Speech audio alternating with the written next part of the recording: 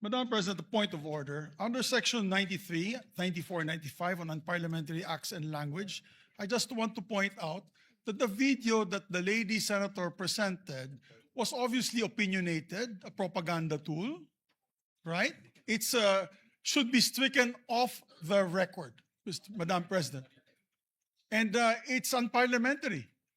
We've seen videos presenting evidence on issues that are taken up on the floor.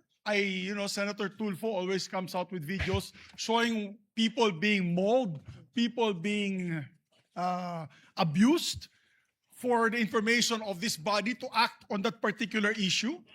But to come up with an opinionated piece like that, ganong klaseng video na propaganda, na showing intrigue. Kasi ako, Madam President, hindi naman ako sang-ayon sa people's charter change. I was the first one in this institution who fought that kind of move with the PI, and all of us together, kaming lahat, for the first time in the history of the Senate, 24 senators tumayo dyan at pinasapu natin yung Contra People's Initiative, na fake People's Initiative, na talagang kinall out natin yung lahat ng grupo ng tumutulak nun, from the Speaker and even Malacanang, kinalaban natin. Kaya wala kaming kinalaman dyan. Bakit sinama kami dyan sa propaganda na yan? Na dahil kami, Duwag 11? Ano ba yan? Bulaga 11? At grade 13? That should not be shown here. Because what will stop us now, Madam President, for that lady senator, that we come up also with a propaganda video here, papalabas din namin, yung mga sala nila. Oo, kung ano-ano, hindi naman kami ganyan. No? To gain traction, to gain views and publicity, will destroy our fellow colleagues here? Walang ganyanan. Hindi ako nagagalit. Kilala niyo ako. Ako pinaka-amiable dito. Mahal ko kayong lahat. Pero hindi tama yung pangyayaring iyon. Hindi ba? Kung galit po kayo, magsalita po siya dyan, mag-aalis siya sa gobyerno niya. Mag-aalis siya sa kapatid niya. Murahin niya kapatid niya. Pero wag naman niya idamay yung mga tao na walang kinalaman dyan. Katulad niyan, never ako kinausap ni Senate President Soto. Never ako kinausap ng mga kasamahan ko dito about charter change. Kasi alam din nila, tutol ako. Tinanong ko din sila, wala silang kausap, wala silang kinalaman, wala silang alam sa charter change. This whole group is just nodding, shaking their heads.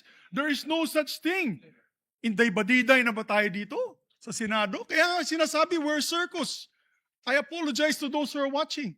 They think we're a circus. We are a circus because this type of language that we are pushing in this August chamber, it's unparliamentary, Madam President. It is unparliamentary. And I'll tell you now, these people here, ladies and gentlemen, in this body, are not in favor of any amendments to the Constitution. We just want to bring back the integrity of this same chamber.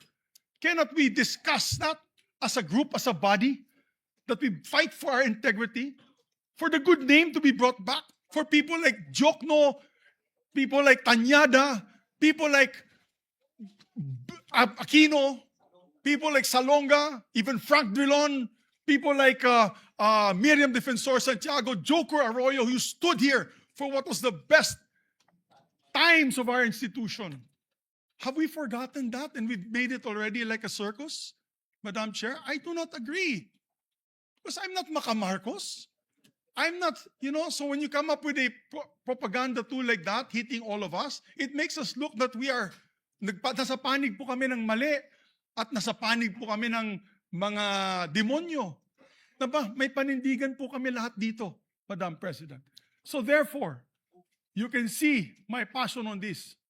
I move to strike the horrible propaganda video off the records of this great institution, Madam President.